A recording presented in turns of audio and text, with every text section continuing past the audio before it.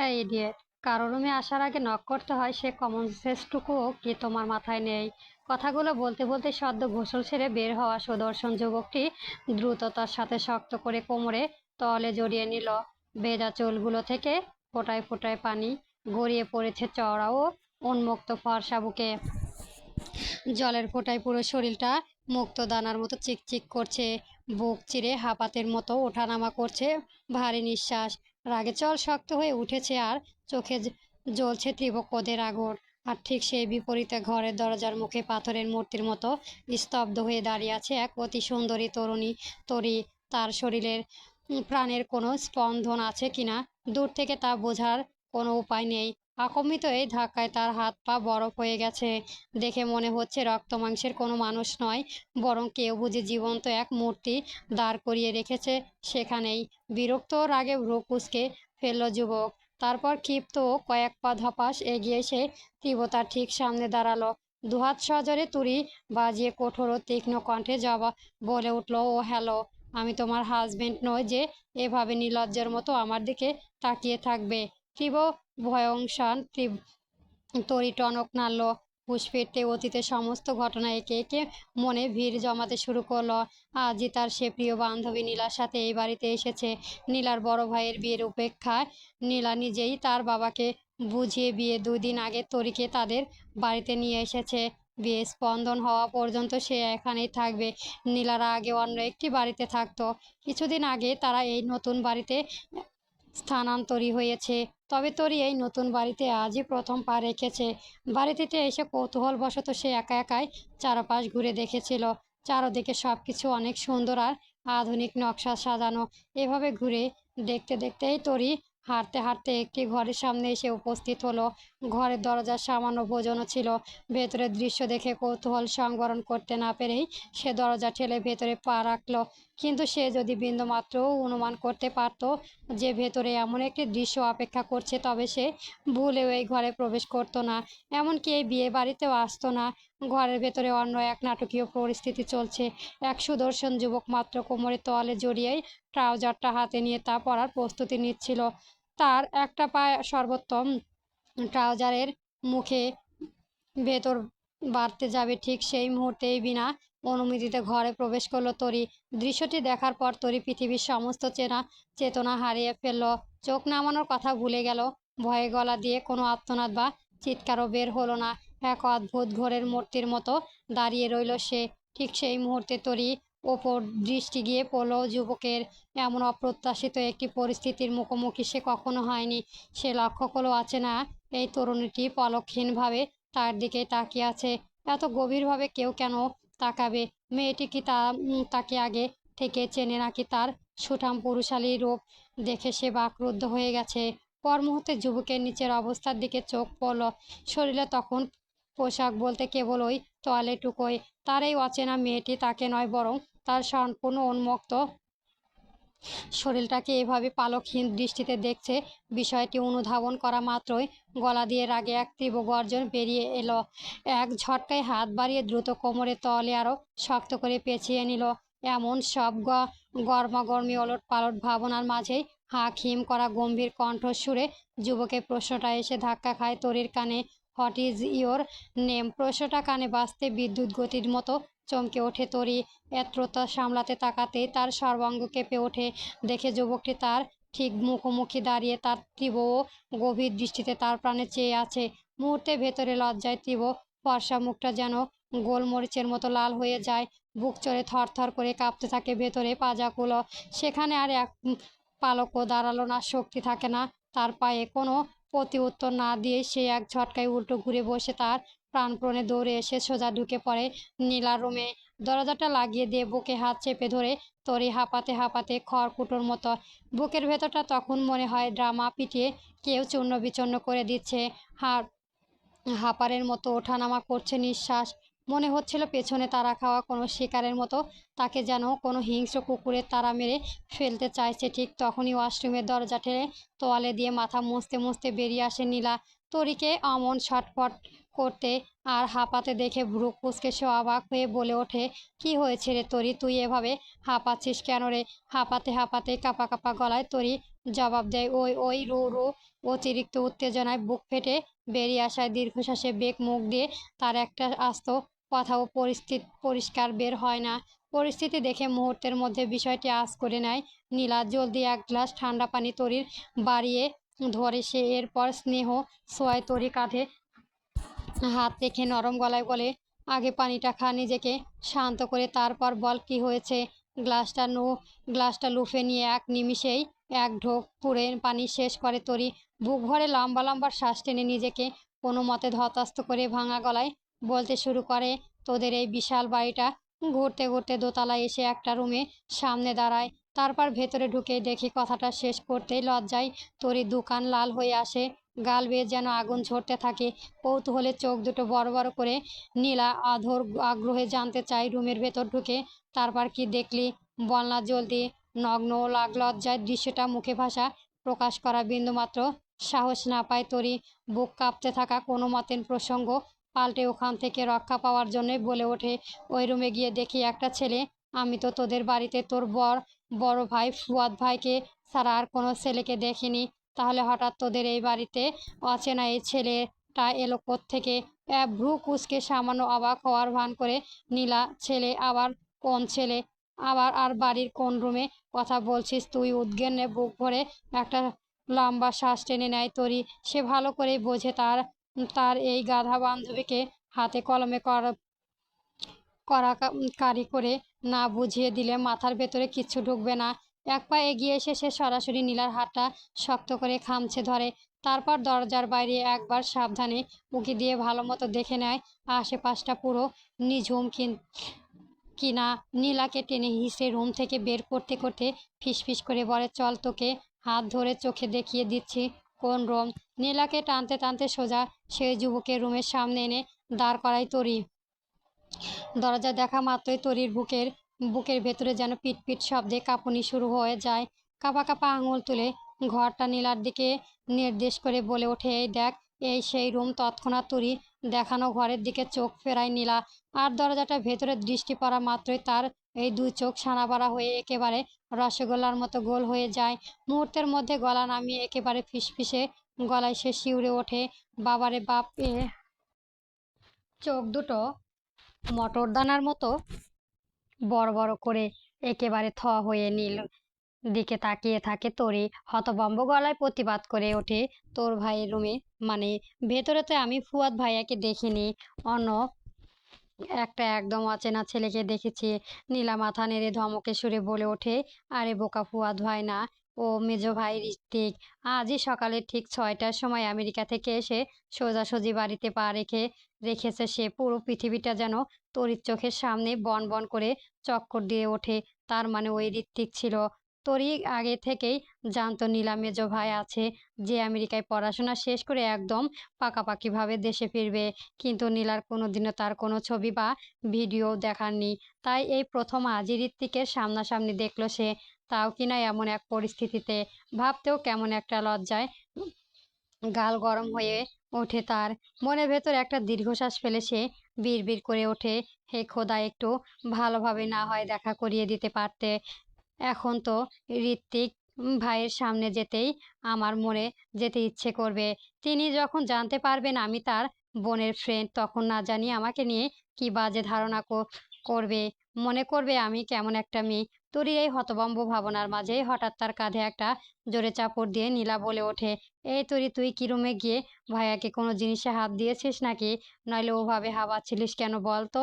একদম ঘোরের মধ্যে যেন তরির মুখ থেকে কথাগুলো ফসকে বেরিয়ে আসে, না না, আমি কিছুতেই হাত দেইনি। ও শুধু দেখেছি। সন্দেহজনক চোখে তরি দিকে তাকিয়ে নীলা গলা নামিয়ে গম্ভীর স্বরে প্রশ্ন করলো, কি দেখেছিস? সত্যি করে বল, কি দেখেছিস? সত্যি করে বল।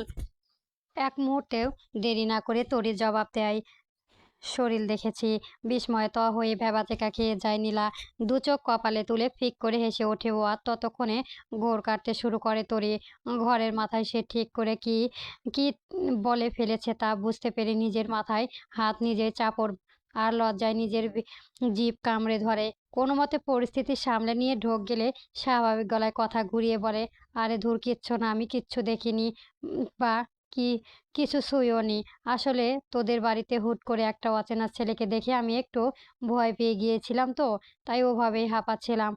বুকের ওপর থেকে যেন একটা মস্ত বড় পাথরের স্বস্তির একটা দীর্ঘশ্বাস ফেলে হালকা কণ্ঠে বলে, তাই বল। আমার ভাই যে রাগী, তার কোনো জিনিস ছোঁয়া তো দূরের কথা, জিনিসপত্রের দিকে কেউ ভুল করে চোখ তুলে তাকানো সে সহ্য করতে পারে না। এবার পরিচয় দেওয়া যাক। রাজশাহী শহরে বুকে মাথা উঁচু করে দাঁড়িয়ে থাকা এক নামকরা প্রাসাদ মির্জাবাড়ি। দুই ভাইয়ের রক্তে আর ঘামে গড়ে ওঠা এই বিশাল সাম্রাজ্য যেন আভিজাত্যে অন্যরকম এক ইতিহাস। বড় ভাইয়ের সাফওয়ান কাশিফ মির্জা আর তার স্ত্রী উর্মি মির্জা, এই দাম্পত্য কুল আলো করে রয়েছে দুই ছেলে আর এক মেয়ে। বড় ছেলে মির্জা আবরান ফুয়াদ, পেশায় একজন স্বনামধন্য ডাক্তার। মেজ ছেলে মির্জা উদয় ঋত্বিক, আমেরিকা থেকে পড়াশোনায় চুকিয়ে একেবারে পাকাপাকিভাবে দেশে ফিরেছে একজন নামকরা বিজনেসম্যান হিসেবে। আর সবার ছোট আদরের মেয়ে মির্জা মিগোলাই নীলা, বর্তমানে অনার্স প্রথম বর্ষে পড়েছে। অন্যদিকে মির্জা বাড়ির ছোট ভাই নওশাদ মির্জা ও তার স্ত্রী শেহরিন মির্জা, তাদের সংসারে দুই কন্যা, বড় মেয়ে শর্মিষ্ঠা মির্জা অনার্স দ্বিতীয় বর্ষ, আর ছোট মেয়ে নাবিহা মির্জা ইন্টার ফার্স্ট ইয়ারে পড়াশোনা করেছে। এই আভিজাতার বিশাল বি- বিত্তশালী পরিবারের ঠিক বিপরীত মেরুতে দাঁড়িয়ে আছে তরি। পুরো নাম কুলেহিত মিনময় তরি। এইবার অনার্স প্রথম বর্ষ পড়েছে। খুব সাধারণ একটা ঘরের মিষ্টি মেয়ে। তার বাবা তৌহিদ শেখ আর মা নাজনীয় শেখ। তরি পরিবারের সবার ছোট। তার একজন বড় ভাইও আছে, নাম ঋত্বিক শেখ নিহার, পেশায় একজন করা পুলিশ ইন্সপেক্টর। নীলার সাথে কথা বলতে বলতেই রুমে পা রেখেই তরি কোনো কানে ভেসে এলো তার ব্যাগের ভেতর থেকে আসা ফোনের একটা রিংটোন। তরি আর এক মুহূর্ত দেরি না করে হুড়মুড়িয়ে ব্যাগটা খুলে ফোনটা বের করলো। স্ক্রিনের দিকে তাকাতেই চৌকিতে চোখ দুটো উজ্জ্বল হয়ে উঠতে, বড় ভাই নিহার ফোন করেছে। ঠিক তখনই তরি পাশ থেকে ঝুঁকে উকি দিয়ে কৌতূহলী গলায় প্রশ্ন করলো, যে কল দিয়েছে রে? মুখ টিপে মুচকি হাসায় একটা হাসি দিয়ে তরি জবাব দিল, আমার ভাই নিহার। নামটা কান অবধি পৌঁছানোর সাথে সাথেই যেন ধক করে উঠল নীলার বুক। বুকের ভেতরটা কেমন যেন একটা তোলপাড় শুরু হলো। হৃৎস্পন্দনটা হঠাৎ করে প্রচণ্ড বেগ কেঁপে উঠল। ওইদিকে তরি আর দেরি না করেই ফোনটা রিসিভ করে কানে কাছে ধরলো। আসসালামু আলাইকুম ভাইয়া, কেমন আছো? মুহূর্তের মধ্যে ফোনের ওপাশ থেকে ভেসে এলো নিহারের চেনা সেই মায়াবী কণ্ঠস্বর। ওয়ালাইকুম আসসালাম। আলহামদুলিল্লাহ বনু, তুই কেমন আছিস? তরি নরম গলায় বলো, আমিও আলহামদুলিল্লাহ ভালো। কি করছো তুমি? দুপুরে খেয়েছো? ও পাশে কথা বলতে থাকা মানুষটায় কণ্ঠ শোনা গেল। নীলার বুকটা আনচান করছে। কতদিন হয়ে গেছে মানুষটাকে সামনাসামনি দেখেনি। তার গলার স্বর কান ভরে শোনে না, দেখবেই বা কি করে? কাজে প্রচণ্ড চাপে নিহার তো বেশিরভাগ সময়ই সরকারি কোয়ার্টারে পড়ে থাকে, ফলে দেখার সুযোগটাই বা কই মেলে। চোখের কোণে একরাশ জমিয়ে রাখা আকুলতার তার চরম অসহায়ত্ব নিয়ে সে তাকিয়ে রইল তরির মুখের দিকে। বান্ধবীর মনে এই নিরুদ্রণ অবস্থা বুঝতে তরি এক মুহূর্তও সময় লাগলো না। নীলার চোখের ভাষা তার এদিনের চেনা। এক সেকেন্ডও দেরি না করে তরি সাথে সাথে ফোনের লাউডস্পিকার অন করে দিল। মুহূর্তের মধ্যে পুরো ঘর জুড়ে গম গম করে বেজে উঠল নীলার কাঙ্ক্ষিত সেই পুরুষালী মায়াবী কণ্ঠস্বর, তুই নাকি নীলার সাথে নীলার বাসায় গিয়েছিস? কথাটা কানে যাওয়ার সাথে সাথে যেন নীলার গলার কাছে নিল নিঃশ্বাস আটকে গেল। অবাধ্য মনটা ধুক করে বেসামাল হয়ে কেঁপে উঠল। বুকের ভেতর গভীর কোণে এক কোণায় জুড়ে আলতো করে ছোঁয়া ছড়িয়ে পড়ল এক টুকরো অদ্ভুত শান্তি আর ভালোবাসার আবেশ। কোনো মতে কাঁপা কাঁপা কণ্ঠে জবাব দিল তরি, হ্যাঁ ভাইয়া, আসলে ফুয়াদ ভাইয়ের বিয়ে ঠিক হয়েছে তো। নীলা ভীষণ জেদ ধরেছিল বিয়ের 2 দিন আগে থেকেই ও বাড়ি চলে যাওয়ার জন্য, তাই ও নিজেই বাবার সাথে কথা বলে আমাকে নিয়ে এসেছে। ওপাশ থেকে ভেসে আসে নিহারের গম্ভীর কণ্ঠস্বর, ঠিক আছে, নিজে খেয়াল ঠিক মতো রাখিস। নিহারদের বাসা থেকে ভুলেও একদম বাইরে যাবি না। কোনো ধরনের সমস্যা হলে সোজা আমাকে কল দিবি। আর হ্যাঁ, বিয়ে ঠিক পরের দিনই সোজা বাড়িতে চলে যাবি, মনে থাকবে তো? তোর একটু থমথম খেয়ে আস্তে করে বলে, হ্যাঁ ভাইয়া, মনে থাকবে। আচ্ছা বনু, এখন রাখি তাহলে, আল্লাহ হাফেজ। আর একটা মুহূর্ত অপেক্ষা না করে ওপাশ থেকে ফোনটা কেটে যায়। তরি আর নীলা দুজনে একসঙ্গে স্বস্তির একটা দীর্ঘশ্বাস ফেলে যেন বুকে জমে থাকা পাথর নামায়। বিবেকটাও ফুরিয়ে আসার পথে। কথা বলতে বলতে দুই বান্ধবী পা রাখে ছাদের সিঁড়িতে। ছাদে উঠতে চোখে পড়ে অন্য এক দৃশ্য। ফুয়াদ, ঋত্বিক আর শারমিষ্ঠা তিনজনে মিলে বেশ জমিয়ে আড্ডা দিচ্ছে। ঋত্বিকের চোখের সামনে দেখা মাত্রই তরির বুকের ভেতরটা আবার ধক করে কেঁপে ওঠে। সকালবেলা সেই অদ্ভুত লজ্জা ঘটনায় চোখের পলকে ভেসে উঠতে সেই লজ্জায় একদম কুঁকড়ে যায়। তরি চোখে যায় ঋত্বিকের ওপর। সে খেয়াল করে ঋত্বিকের চওড়া দেহের ওপর জড়িয়ে আছে একটা ক্যাজুয়াল কালো রঙের টি-শার্ট আর মানানসই কালো ট্রাউজার। ফর্সা গায়ের রঙের সাথে এই ব্ল্যাক কালারটা যেন এক অদ্ভুত যুগলবন্দি, যা তাকে আরো বেশি আকর্ষণ করে তুলেছে। বড় ভাই ফুয়াদের চেয়ে ঋত্বিক দেখতে একটু বেশি হ্যান্ডসাম ও মায়াবী। হয়তো বিদেশ বিভুঁইয়ের থাকার কারণে তার স্টাইল চটপটে ভাবটাও আরো বেশি ফুটে উঠেছে। উচ্চতাও বেশ লম্বা, প্রায় 6 ফুটের মতো হবে। নিয়তি জিম বা শারীরিক পরিশ্রমে গড়ে ওঠা সুঠাম ও প্রশস্ত শরীর দেখে যেন মেয়ে মেরে চোখ আটকে যাবে। আর তার কপালটার ওপর আধুনিক ফ্যাকাশে কিছুটা চুল এসে কপালকে পরিপাটিভাবে ঢেকে রেখেছে, যা তার চেহারায় এক অন্যরকম লুক এনে দিয়েছে। আর সবচেয়ে বেশি মায়াবী লাগে তার ধূসর রঙের চোখের মণি, যেন স্থির কোনো ধূসর সমুদ্রের মতো গভীর, যার দিকে তাকালে নিমিষে যেন কেউ হারিয়ে যেতে পারে। তরি আনমনে এসব ভাবছে, ঠিক তখনই নীলা তার হাত ধরে সামনে টানতেই বলল, আয় আমার সাথে। সোজা ঋত্বিকের সামনে গিয়ে দাঁড়ায় নীলা। তারপর হাসি মুখে বলে, ভাইয়া, তোমার সাথে তো ওর পরিচয় করিয়ে দেওয়াই হয়নি। ও হচ্ছে আমার বেস্ট ফ্রেন্ড তরি। দুই হাত বুকে ক্রস করে শক্ত করে দাঁড়িয়ে থাকে ঋত্বিক। মুখে হাসির লেশ মাত্র নেই। চোখে মুখে কেবলই এক স্থির ও গভীর ভাব। নীলার দিকে শীতল দৃষ্টি ফেলে সে খাপছাড়া গলায় বলে, বুঝলাম তুই তোর ফ্রেন্ডের সাথে পরিচয় করিয়ে দিচ্ছিস। তো তোর ফ্রেন্ড কোথায়? হাওয়ায় সাথে পরিচয় করিয়ে দিচ্ছিস নাকি? ইডিয়েট! ঋত্বিকের কথা শুনে ভড়কে গিয়ে পেছনে ফিরে তাকায় নীলা, কিন্তু না, সেখানে তরি নেই। এদিকে ওদিকে চোখ বুলিয়ে তার দেখা মিলল না। অথচ ঠিক একটু আগেও তো সে তার ঠিক পিছু পিছুই ছাদে পর্যন্ত এসেছিল। তবে কি চোখের পলকে হাওয়া হয়ে গেল? ঠিক তখনই শারমিষ্ঠা খিলখিল করে হেসে ওঠে। তুই এখানে এসে কথা বলার আগেই তো দেখি তোর ওই ফ্রেন্ড বউ দৌড় দিয়ে সিঁড়ির নিচে নেমে গেছে। শারমিষ্ঠার হাসির শব্দে পরিস্থিতিটা আরো গোলমাল হয়ে ওঠে। ফুয়াদ একটু এগিয়ে এসে কৌতূহলী চোখে নীলার দিকে তাকিয়ে বলে, কি ব্যাপার বল তো? তরি এভাবে হঠাৎ পালিয়ে গেল কেন? দাঁতে দাঁত চেপে রাগে ফুঁসতে ফুঁসতে নীলা বলে, আমি কি জানি নাকি? দাঁড়াও, রুমে যাই। আজ তো রাখবো না ওকে। আগে চেটে ধপধপ করে পা ফেলে ছেড়ে এক প্রকার ছুটে নিচে নেমে যায় নীলা। ওদিকে নির্ভীকভাবে পকেট থেকে ফোনটা বের করে স্ক্রিনের উপর আঙুল চালাতেই শুরু করে ঋত্বিক। ভাইয়ের এমন উদাসীন ভাব দেখে ঋত্বিকের প্রশস্ত কাঁধে একটা হালকা চাপড় দিয়ে কৌতূহলী সুরে বলে, ফুয়াদ। ঋত্বিক, আমার তো মনে হয় মেয়েটা তোকে দেখে ওইভাবে দৌড় দিয়েছে। নইলে আমার বা শারমিষ্ঠার সামনে ও তো কোনোদিন এমন করে পালায় না। আমাদের দেখেও তো ওই ভয় পাওয়ার কথাও না। ব্যাপার কি বলতো? ফোনের স্ক্রিন থেকে এক মুহূর্তের জন্য ও চোখ না সরিয়ে বিরক্ত মাখা কণ্ঠে ঋত্বিক জবাব দেয়, জাস্ট সিম্পল ভাইয়া। মেয়েটাকে আমি চিনি না, তাই প্লিজ এসব ফালতু কথা আমার সামনে বলবে না। শুনতে ভীষণ বিরক্ত লাগে আমার। রাতের বেলায় নরম বিছানায় জাঁকিয়ে গেল গোল হয়ে বসে গল্পয় মেতে আছে তরি আর নীলা। নিচ থেকে বেশ কয়েকজন খাওয়ার জন্য ডাকা হলেও তরি সাফ জানিয়েছে সবাই খাওয়া শেষ করার পর সে খেতে নামবে। একসঙ্গে এত মানুষের ভিড়ে বসে তার নাকি খেতে ভালো লাগে না। এদিকে মা একমাত্র বেস্ট ফ্রেন্ড একা একা খাবে আর সে একা আরাম করে খাবে, তা তো হতেই পারে না। তাই নীলাও নিচে গিয়ে সাফ জানিয়ে দিয়েছে সেও তরির সাথেই পরে একসঙ্গে খাবে। ওইদিকে নিচে ডাইনিং টেবিলে তখন পিনপতন নীরবতা। চারপাশ জুড়ে কেবল চকচকে নিঝুম ঢং ঢং শব্দ। ডাইনিং টেবিলে একসঙ্গে বসেছে কাশিম মির্জা, নওশাদ মির্জা, তাদের স্ত্রীর সঙ্গে ফুয়াদ, ঋত্বিক, শারমিষ্ঠ আর নাহিবা। সবাই একদম চুপ, নিজের মতোই খাবার খেয়ে যাচ্ছে। টেবিলের বসা নাহিদার চোখ বারবার লুকিয়ে চলে যাচ্ছে ঋত্বিকের দিকে। কত বছর সে তার নিজের প্রিয় মানুষটাকে সামনাসামনি দেখছে, এখনো যে তা বিশ্বাসই হতে চায় না যে কল্পনায় সে মানুষটা সত্যি সত্যি তার চোখের সামনে বসে আছে।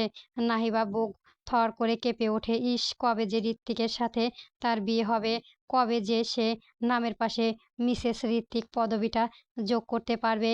এসব মিষ্টি কল্পনায় নাবিলা মনটা লজ্জায় আর সুখের ভরে ওঠে।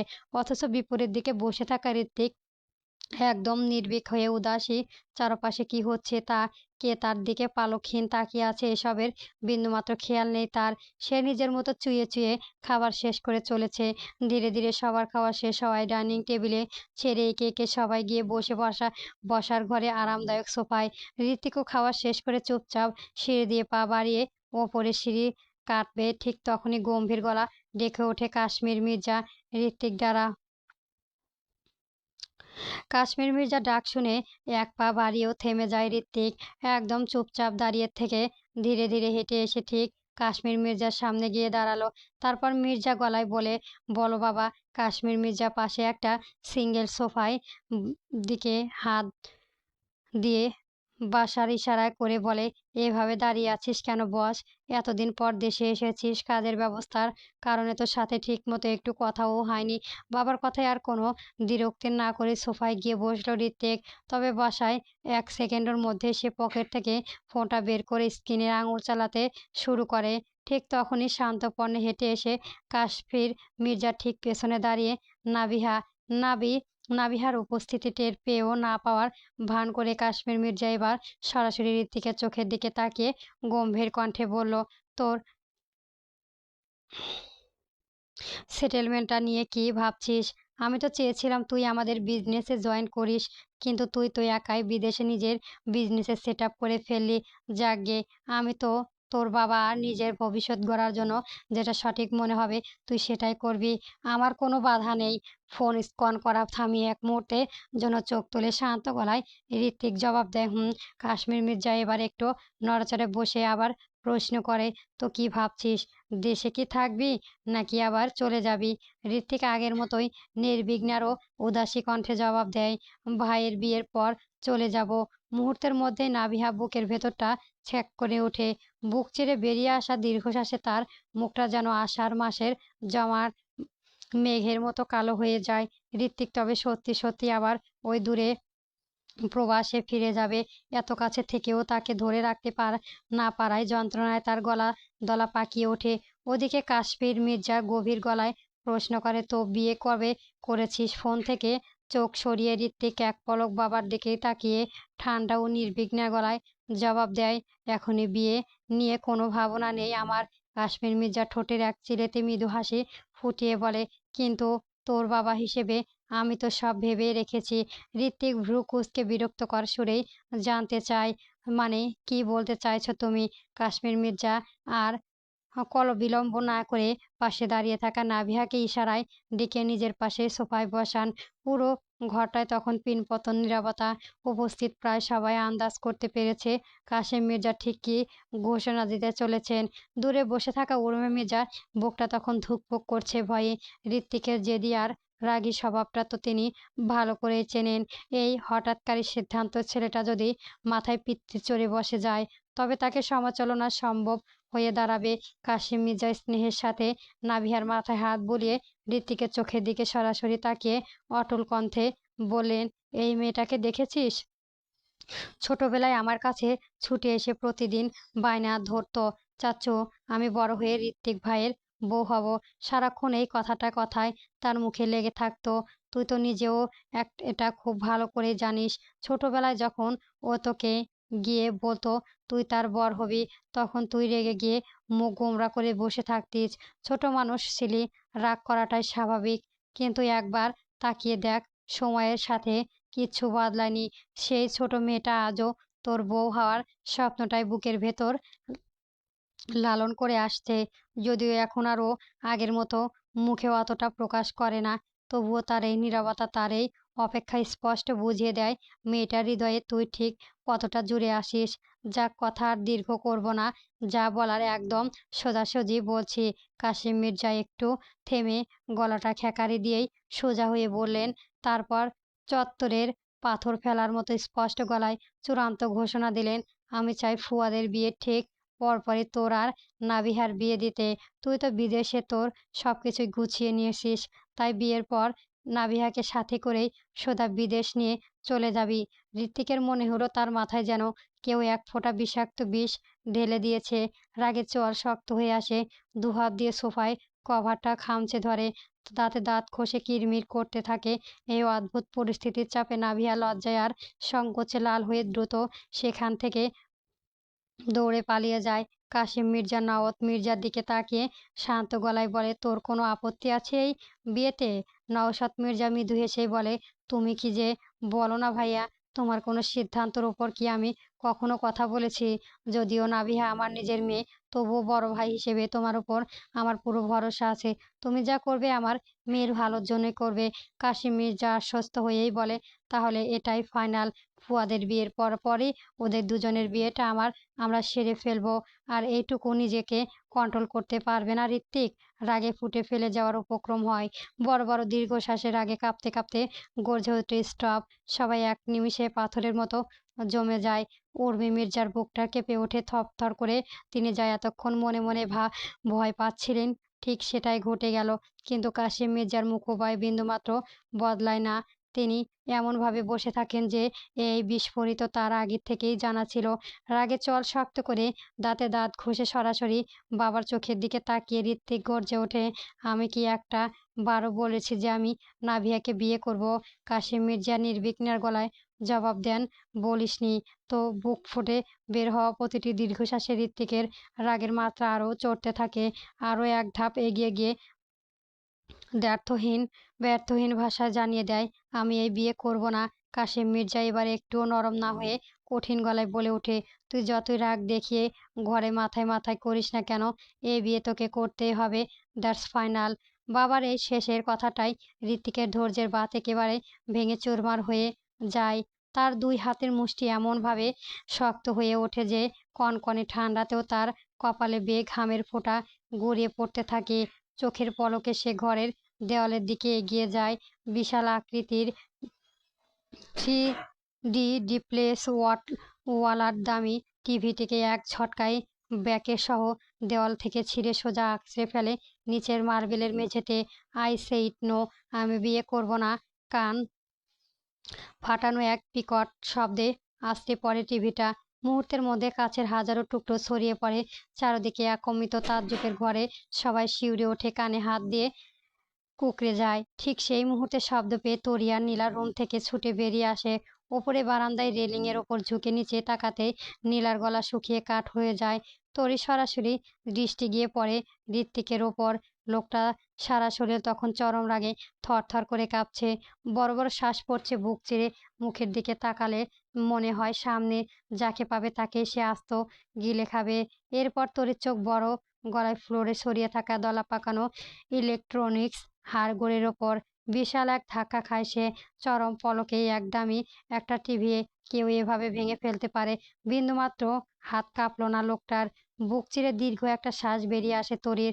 পালকহীন সে ভাঙা টিভির দিকে তাকিয়ে মনে মনে ফুঁপিয়ে ওঠে, আসলেই বড়লোক মানুষরা জিনিসের আসল মূল্য দিতে জানে না। কত সহজে চোখের পলকে এত দামি একটা টিভি গুঁড়িয়ে দিল। অথচ আমাদের এই মধ্যবিত্ত ঘরের সাদামাটা টিভি যদি কোনোভাবে হাত থেকে পড়ে ভেঙে যেত, তবে মা আমাকে আস্ত চিবিয়ে খেত, ঝাড়ুপেটা করে বাড়ি থেকে বের করে দিত, এক সেকেন্ডও ভাবতো না। ফুয়াদ দ্রুত পা চালিয়ে এগিয়ে আসতে চিহ্নিত গলায় বলে, নাভিয়াকে বিয়ে করতে তোর সমস্যা কোথায় বলতো? নাভিয়া মনে মনে অন্য কাউকে পছন্দ করে রেখেছিস? রাগে ফুঁসতে ফুঁসতে ঋত্বিক তীক্ষ্ণ গলায় জবাব দেয়, আজ পর্যন্ত কোনো মেয়েকেই আমার ভালো লাগেনি, আর না কেউ আমার হৃদয়ে জায়গা করে নিয়েছে। তবে সবচেয়ে বড় কথা হলো, আমার কোনো মেয়েকেই সহ্য হয় না। ফুয়াদ ভ্রু কুঁচকে বিরক্ত হয়ে বলে, এ কেমন ফালতু কথা বলছিস তুই? শোন, মৃত্যু যেমন অবধারিত, বিয়েও তেমন জীবনে একটা অংশ। নারী বা পুরুষ সবাইকে তো কোনো না কোনো ভাবে থিতু হয়ে যায়। বিয়ে ছাড়া তো জীবন চলে না। ঋত্বিক আরও শক্ত গলায় বলে ওঠে, আমার পার্সোনাল লাইফ নিয়ে তোমার মাথা ঘামাতে হবে না ভাইয়া। আমার জীবনে আমি নিজেই বুঝে নেব। ছেলের এই অবাধ্য আচরণ আর জেদ দেখে কাশ্মীর মির্জা আর চুপ থাকতে পারেন না। তিনি গম্ভীর গলায় বলে ওঠেন, তুই যদি জেদি হস তবে শুনে রাখ, আমিও তোর বাবা। তোকে নাভিয়াকে বিয়ে করতে হবে, আর সেই বিয়ে আমি জোর করে হলেও দেব। বাবার এই আঁকড়ে কথা শুনে রাগে ঋত্বিকের নিজের ঠোঁটে কামড়ে রক্ত বের হয়ে আসে।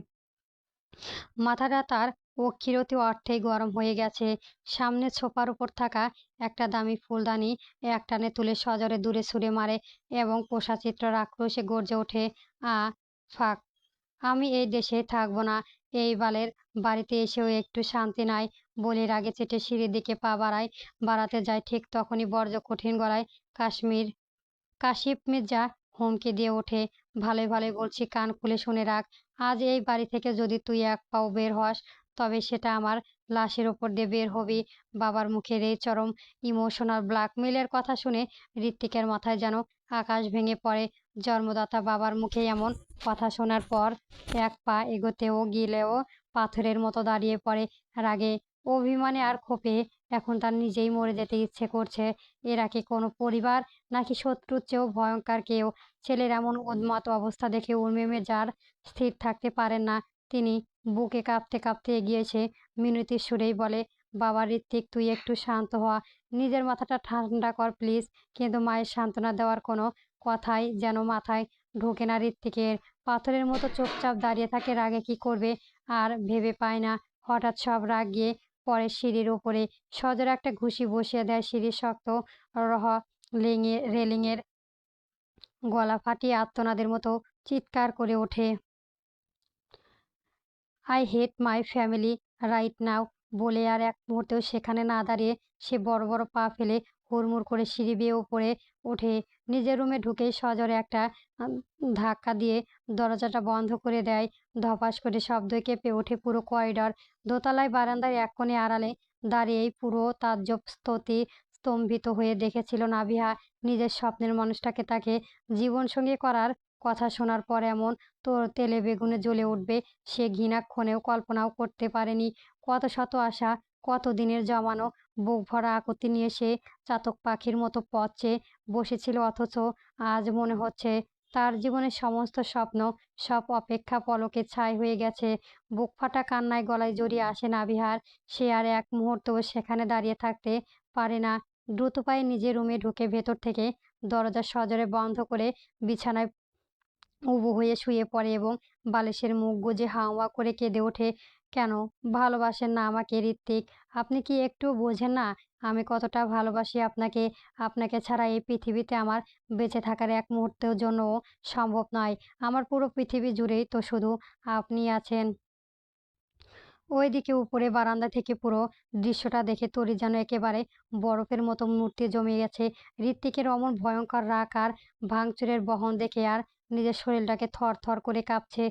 লোকটা ভেতরটা আস্ত একটা আগুনীয়গিরি। আর সকালে সে যখন কোনো নক না করে সরাসরি ওই লোকটার রুমে ঢুকে পড়েছিল, তখন আসলেই মৃত্যুর মুখ থেকে ফিরে এসেছিল সে। যদি তখন লোকটা তাকে গলা টিপে মেরে ফেলতো। এই কথা ভাবতেই তরি গলা শুকিয়ে কাঠ হয়ে যায়। এক বুক শুকনো ঢোক গিলে ভয়ে শিউরে ওঠে।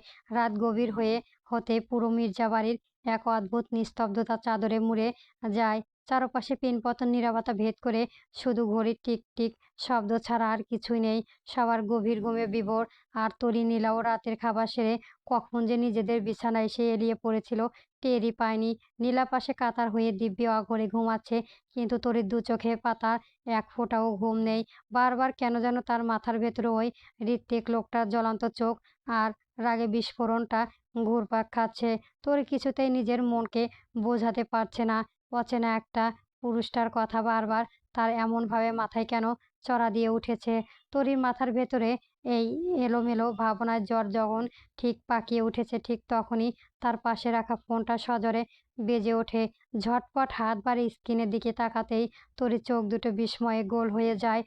লন্ডন থেকে রিদান ফোন করেছে। পুরো নাম তাহমিদ অর্ণব রিদন। বর্তমানে সে লন্ডনে থাকে। এই রিদন হলো তরির বড় ভাই নিহারের একেবারে জিগর দোস্ত ও ক্লোজ ফ্রেন্ড। শুধু তাই নয়, তরির সাথে রিদনের বিয়ের কথাবার্তাও অনেক আগেই পাকা হয়ে আছে। রিদন লন্ডন থেকে দেশে ফিরে আসার পরই তাদের বিয়ের আনুষ্ঠানিকতা সম্পূর্ণ হওয়ার কথা। নিয়মিত প্রতি রাতে একবার তো তরিকে কল দেয় রিদন। তরিও বাধ্য মেয়ের মতো রিসিভ করে কথা বলে। একবারও সে আর দেরি না করে চুপচাপ ফোনটা রিসিভ করে কানের সাথে ধরে শান্ত গলায় বলে, "আসসালামু আলাইকুম।" ওপাশ থেকে ভেসে আসে হৃদনের চেনা মায়াবী আর আদুরে কণ্ঠস্বর। ওয়ালাইকুম আসসালাম, কেমন আছো তরি?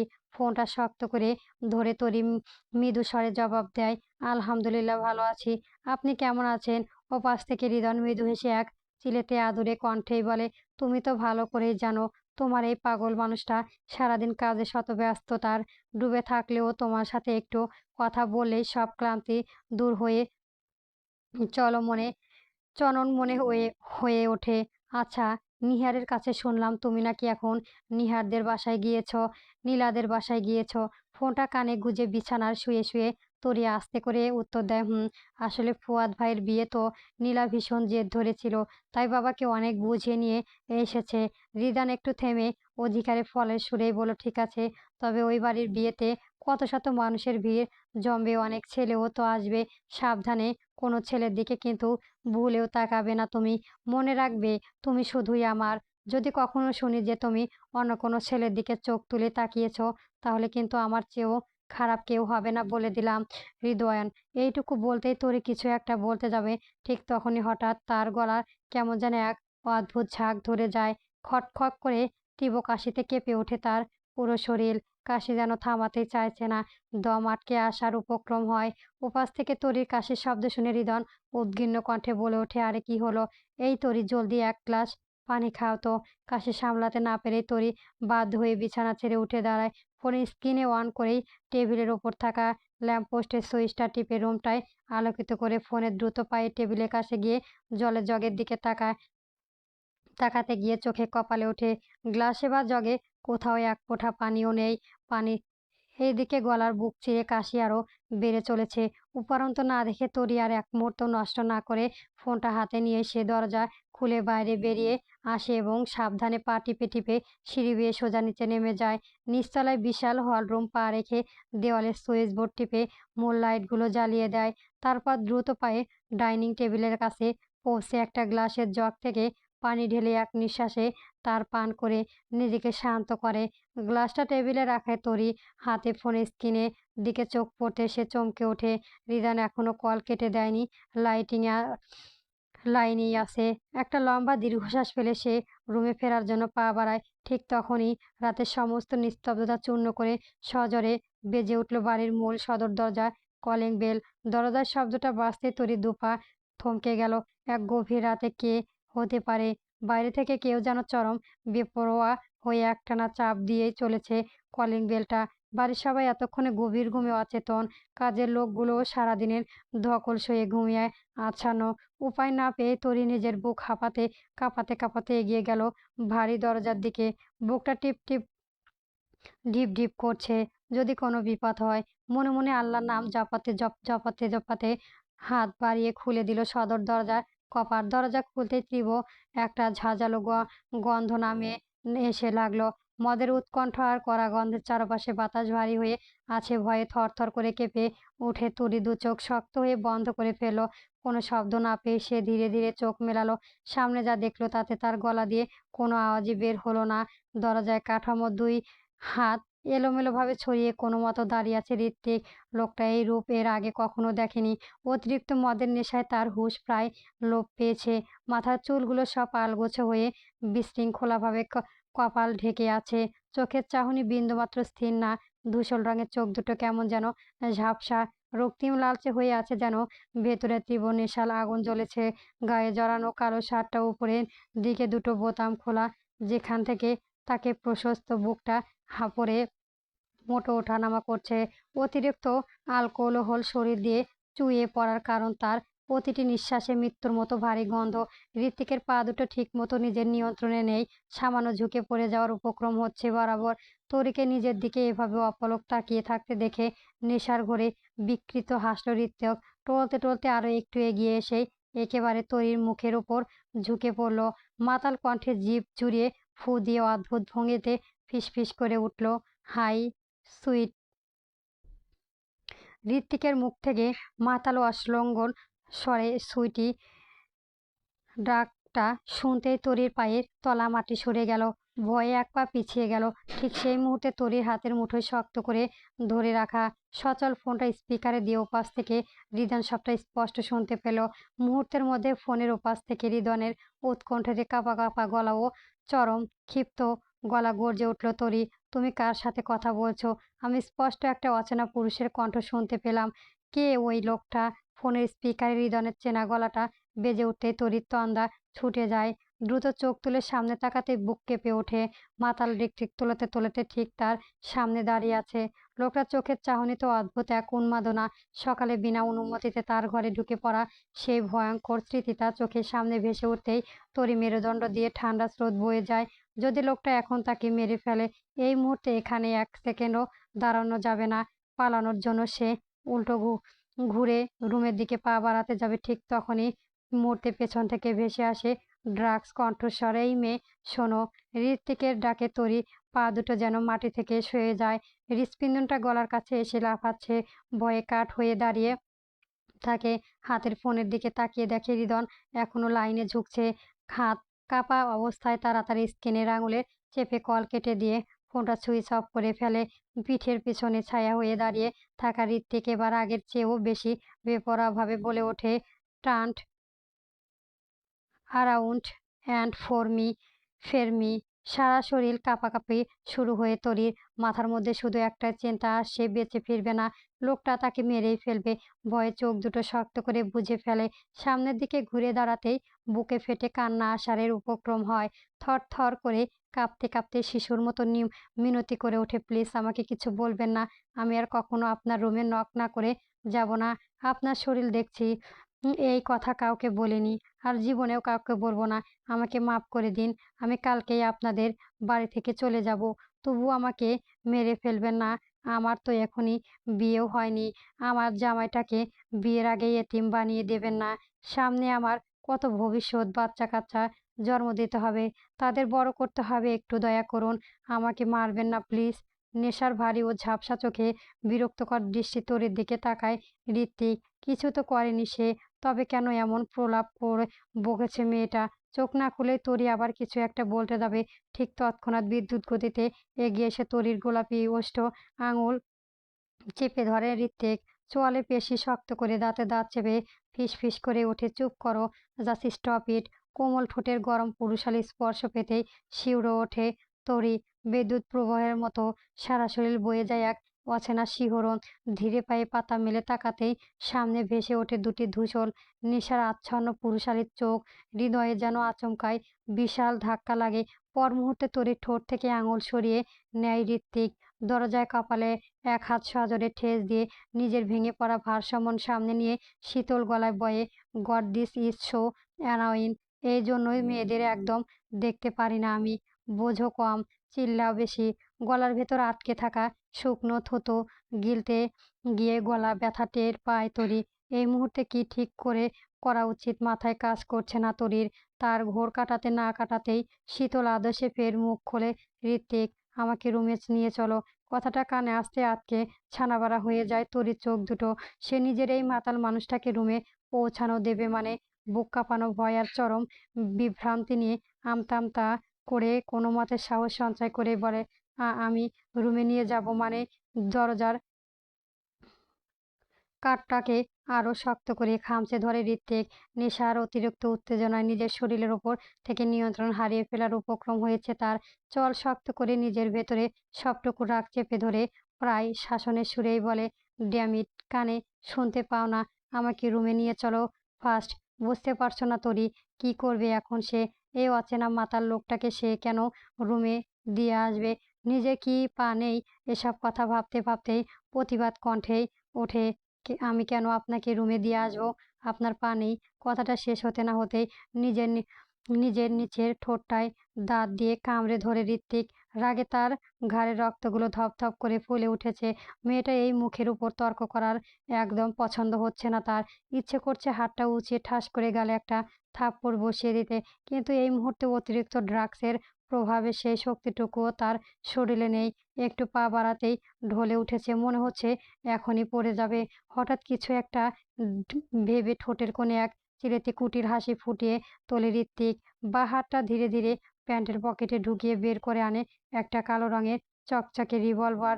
হাতে ভরা ভারী গানটা তরির চোখের সামনে তুলে ধরে জড়ানো গলায় বলে, স্টুপিড, এইটা চেনো? সরাসরি চোখের সামনে বন্দুকের নখ দেখে আঁতকে আত্মাটা ফায়া ফায়া হয়ে যায় তরির। ভয়ে এক লাফে 2 পা পিছিয়ে যায়, মাথায় কেমন যেন ঘুরে ওঠে। মুখের ওপর বন্দুক তাক করে ঘুম ঘুম গলায় বলে ওঠে ঋত্বিক, আমি ড্রাগসের জন্যই হাঁটতে পারছি না। চুপচাপ আমাকে আমার রুমে নিয়ে চলো, নয়তো এখন থেকে একটা ভালোবাসার উপহার তোমার কলিজায় ঢুকিয়ে দেব। মাইন্ডেড। মুহূর্তে সব হিসেব পাল্টে যায় তরির। সে বুঝতে পারে অতিরিক্ত নেশায় লোকটা আস্ত একটা পাগল হয়ে গেছে এবং নিজের হুঁশ পুরোপুরি হারিয়ে ফেলেছে। এখন আর কোনো যুক্তি কাজ করবে না। এই মুহূর্তে কথা না শুনলে লোকটা সত্যি গুলি করে দিতে পারে। এখনই সে মরতে চায় না। যে চোখের সামনে কত সুন্দর ভবিষ্যৎ আর হাজারো স্বপ্ন পড়ে আছে তার। এসব কথা ভেবে নিজেকে কোনোমতে শক্ত করে তরি। ভয়ে থরথর করে কাঁপতে কাঁপতে বিগতি কণ্ঠে বলে ওঠে, আ আচ্ছা, আপনি আপনি ওটা প্লিজ লুকান। আমি নিয়ে যাচ্ছি, প্লিজ ওটা লুকান। আমার খুব ভয় করছে। বিজয়ের বাঁকা হাসি খেয়ে যায় ঋত্বিকের ঠোঁটে। পকেটে রিভলভার ঢুকিয়ে নিয়ে দীর্ঘশ্বাস ফেলে বেলুনের গলায় ডেকে ওঠে, কাম টু মি। ভয়েসটা ভয়ে সারা শরীর থরথর করে কাঁপতে কাঁপতে এগিয়ে আসে তরি। কোনো দ্বিধা না কবে তার ঘাড়ের উপর নিজের ভারী হাতটা সজোরে রেখে শরীরে ভারসাম্য সামলে নেয় ঋত্বিক। তার উন্মুক্ত হাতে উষ্ণ স্পর্শ পাওয়া মাত্রই মাথা থেকে পা পর্যন্ত তরির বিদ্যুৎ ঝটকায় কেঁপে ওঠে তার তরি। ঋত্বিকের থেকে গা ভেসে আসে ঝাঁঝালো মদের তীব্র ঘ্রাণে তার পেট গুছিয়ে বমি আসার উপক্রম হয়। কোনো মতে নিজের শক্ত করে সামলে দিয়ে পা বাড়ায় তরি। পাশে ঝুলে থাকা চাঁদের মতো সুন্দর হলেও ভেতরটা আসলে অত্যধিক কুৎসিত। ফুটন্ত ধসল সহে সিঁড়ি প্রতিটি ধাপ যেন এক একটা যুদ্ধ জয় করে ঋত্বিকের শেষ পর্যন্ত তার রুমে টেনে নিয়ে আসে তরি। ঘরের ভেতরে পা রাখতে নিজের শরীরের ওপর থেকে নিয়ন্ত্রণ হারিয়ে ফেলে এক ঝটকায় শরীর থেকে শার্টটা টেনে খুলে সজোরে ছুঁড়ে মারে ঋত্বিক। বাতাসে উড়ে এসে শার্টটা সজোরে আছড়ে পড়ে তরির মুখের উপর। সুতি কাপড়ে ভেজা থেকে ভাঁজ থেকে ভেসে আসার চড়া মদের তীব্রতা, মাদকতায় আর তামাকের গন্ধ মুহূর্তেই তার নাকের ভেতরটা আচ্ছন্ন করে ফেলে। চারপাশে বাতাসে তীব্রভাবে ছড়িয়ে পড়ে পুরুষালী উষ্ণতার ঘ্রাণ। চোখের সামনে পৃথিবীটা ঘুরেছে ঋত্বিকের। কোনো মতে টলতে টলতে তরির শূন্য দৃষ্টির দিকে তাকে গম্ভীর কণ্ঠেই বলে, get out of my room না বলে পায়ের জুতো দুটো খোলা বিন্দুমাত্র ধৈর্য বা হুঁশ রইল না তার। ধাস করে সোজা বিছানায় উল্টে পড়ে গেল ঋত্বিক। পর মুহূর্তে তার চোখজোড়া গাঢ় ঘুমের নেশায় খিচে বন্ধ হয়ে গেল। বুক চিরে বেরিয়ে আসতে লাগলো ভারী দীর্ঘশ্বাস। ওদিকে দম বন্ধ করার পরিস্থিতি থেকে তাড়াহুড়ি করে মুখের ওপর থেকে শার্টটা সরিয়ে ফেলল তরি। তীব্র রাগে হাত দুটো কাঁপছে। দেরি না করে শার্টটা তুলে সজোরে ছুঁড়ে মারল ওই মাতাল মানুষটার খালি পিঠের উপর। থরথর করে কাঁপতে থাকা ঠোঁটের কোপ উগরে দিয়ে ফিসফিস করে বলে উঠল, আপনার রুমে আসতে আমার বয়ে গেছে। উফ, এই হাতির মতো শরীরটা ধরে ধরে নিয়ে আসতে আমার সব শক্তি চলে গেল। বাবা মা যা খাইয়ে শক্তি করেছিল সব এক নিমিষে শেষ হয়ে গেল। পরবর্তী গল্প পেতে আমার চ্যানেলটি সবার আগে সাবস্ক্রাইব করে রাখবেন। গল্প পাগল তোর জন্য রে পর্ব 1 থেকে 2 চলবে।